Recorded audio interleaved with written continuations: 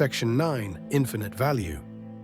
This section and the two that follow it are a formalist presentation of what has until now essentially been an intuitive argument. If you already agree with the intuitive argument of using the safe gambit in the face of the unique uncertainty regarding the afterlife, then these sections are merely verbosity, and you can skip them.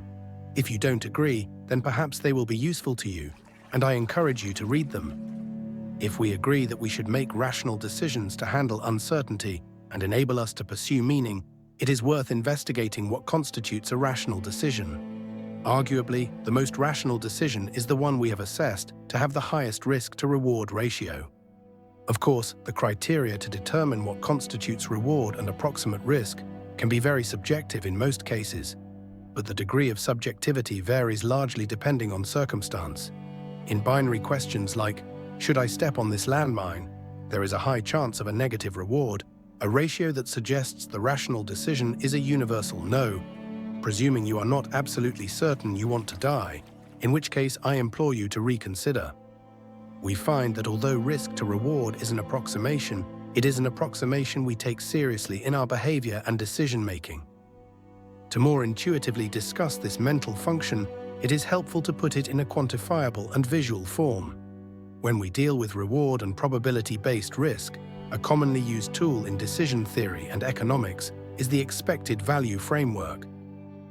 As mentioned earlier, I think we already intuitively use something like this equation, but it will be useful to highlight how we can determine the significance of something like the afterlife in our decision-making using the same method we use to determine the significance of anything else.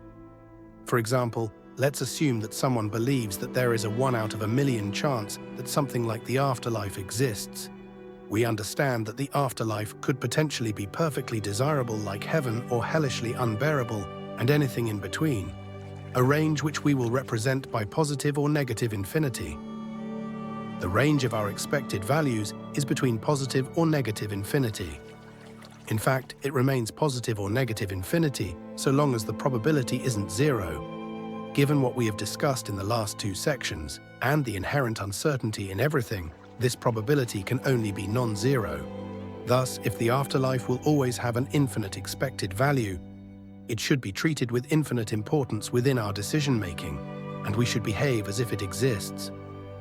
We can compare this to another unverifiable claim used to satirize unverifiable claims: the existence or non-existence of invisible dragons, or perhaps even the boogeyman. Let's assume there is some non-zero possibility that invisible dragons exist. Like before, this will be a 1 out of a million chance.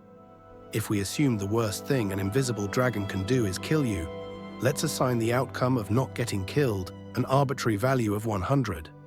If we plug these values into our equation, we get an astronomically small expected value of 0.0001. Thus, it is reasonable for us to behave as if invisible dragons do not exist, or that they are of negligible importance. Returning to the original topic, if the afterlife exists and is infinitely positive, we should obviously pursue it. If it exists and is infinitely negative, we should avoid it at all costs. Yet, as we've discussed, we can't know if it exists, and we can't know if it is infinitely positive or negative until we die. This is a real problem because the two infinite possibilities don't necessarily cancel out, but actually amplify the importance of the answer. Just like how if someone gave you a briefcase and said it was either filled with money or contains a bomb, the uncertain truth about what is inside doesn't become unimportant, but extremely important. By now, you might have made the connection that this line of thinking sounds like Pascal's wager, which suggests that belief in God could yield eternal reward, whilst disbelief provides limited mortal benefit and potential for eternal punishment. What I am suggesting differs from what Pascal suggests on two major points. Firstly, Pascal is explicitly arguing for belief in the Christian God to get into Christian heaven. As many critics rightly point out, even if the logic of Pascal's wager is accepted, it does not necessarily mean one should accept the Christian conception of God, but any mutually exclusive God or gods that involve the afterlife. Secondly, his wager presumes the existence of God and a heavenly afterlife. If someone categorically denies the possible existence of the afterlife, then the wager is ineffective. Even if someone accepts the possibility of the afterlife, there is no immediate guarantee a positive one exists. If only a negative afterlife exists, we should do our best to avoid it. This method attempts to negate both issues. Firstly, we are merely discussing the implications of the possible existence of something like the afterlife. This does not require us to pick a particular presentation of the afterlife, nor does it require belief in a metaphysical or transcendent afterlife, nor does the logic demand we believe a god or gods exist. Secondly, the logic does not presume a good afterlife exists, only that if the afterlife exists, it could range from infinitely good or bad, which is why it is important to take the possibility of its existence seriously. As a quick aside, I use behave instead of believe because I don't think I can get anyone to believe anything. Belief is ultimately a personal choice and can't be forced. In the face of this, I only want to prescribe a particular behavior I think is rational.